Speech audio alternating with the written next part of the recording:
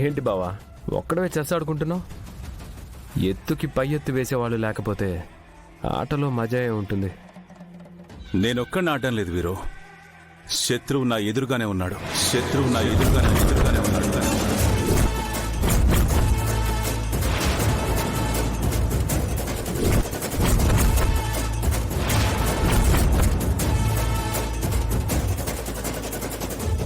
అర్థం కాలేదా? అప్పుడప్పుడు శత్రువు ఆటను కూడా మనమే ఆడాలి వీరు. అప్పుడే వాళ్ల ఎత్తుగడలేంటో మనకు అర్థం అవుతాయి. కొన్నిసార్లు అంచనాలు తారుమారవుతాయి బావా. ఎవరు ఎప్పుడు ఎలాంటి ఎత్తుగడలు వేస్తారో యూ కాంట్ గెస్. అయితే వచ్చి ఆడు.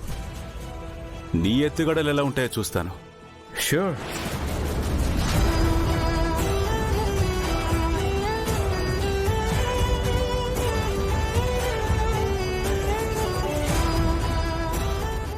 నాకు ఈ ఆట చాలా ఇష్టం బావా.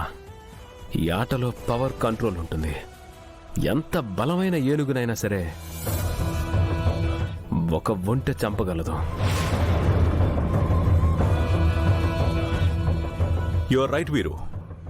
కొంచెం నెగ్లెక్ట్గా ఉండి రాంగ్ మూవ్ వేస్తే గుర్రం చేతిలో ఒంటె చేస్తుంది.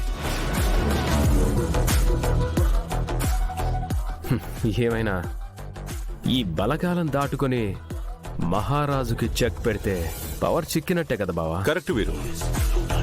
కానీ ఆ మహారాజుకు ఈ బలగాలను మించిన సైనిక బలం కూడా ఉంటుంది.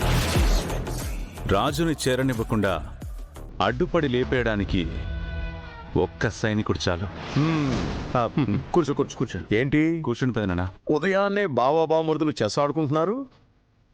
ఊరికే మావయ్య గారు, ఎవరి బలం ఎంతుందో చూద్దామని. అయితే నేను ఆడతా. మీలో ఎవరికో ఒకరికే సపోర్ట్ చేస్తా. పెదనా, మీరెవరికి సపోర్ట్ చేస్తారు? నీతో ఆడడం చాలా కష్టం పెదనా. నేను వీరుకే సపోర్ట్ చేస్తాను. థ్యాంక్ యూ మావయ్య గారు. మీరు నా పక్కనుంటే చాలా ఈజీగా చెక్ పెట్టేస్తాను. సరే, మొదలు పెట్టండి.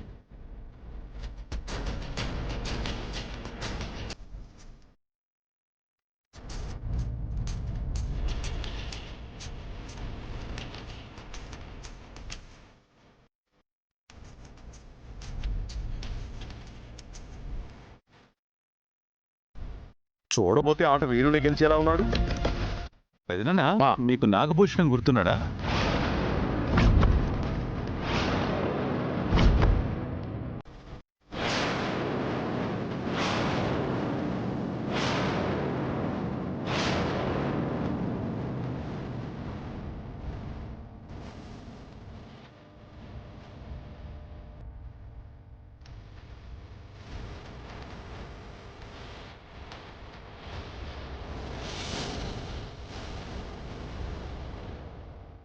రుద్రకి మా నాన్న గురించి ఎలా తెలిసింది?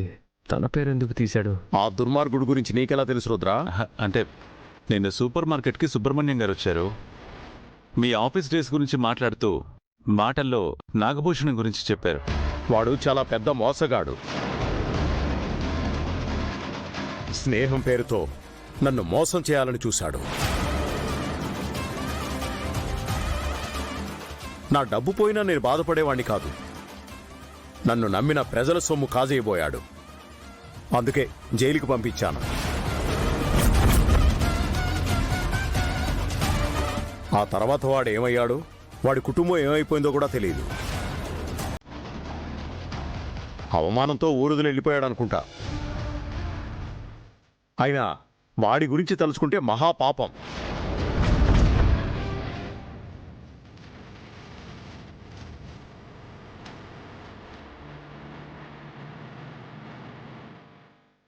Check check check. హే వీరు, రుద్ర నీకు చెక్ పెట్టేశాడు.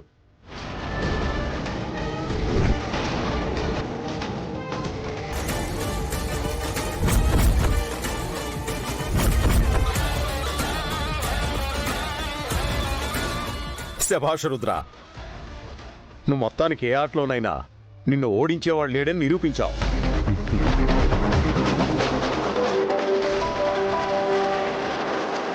హలో హలో హలో వస్తున్నా.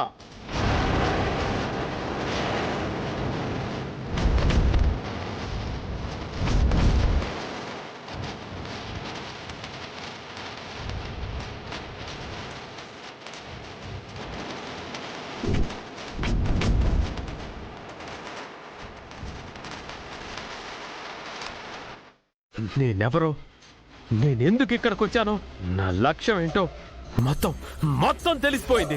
అంటే నువ్వు ఈ కుటుంబాన్ని నాశనం చేయడానికి వచ్చావని తెలిసిపోయిందా? అవును, ఇంత తెలుసుకున్నాడంటే బానుని నేనే చంపానని కూడా తెలిసిపోయి ఉంటుంది.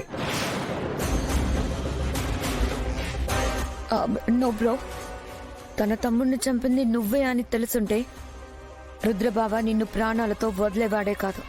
Yes, you're right. ప్రాణాలు తీసేవాడే. కానీ తెలిసి కూడా మౌనంగా ఉన్నాడంటే ఏదో ప్లాన్ చేశాడు. అంటే పోలీసులకు పట్టిస్తాడా? లేదు, అంతకు మించి ఏదో పెద్ద ప్లాన్ వేశాడు. నాకే తెలియటం లేదు. నన్ను నలువైపులా కమ్మేశాడు ఇష్క. నేను వెంటనే ఏదో ఒకటి చేయకపోతే నా ఉనికినే లేకుండా చేస్తాడేమో. నో నో, అలా జరగకూడదు. అయితే ఇప్పుడు ఏం చేస్తావు బ్రో?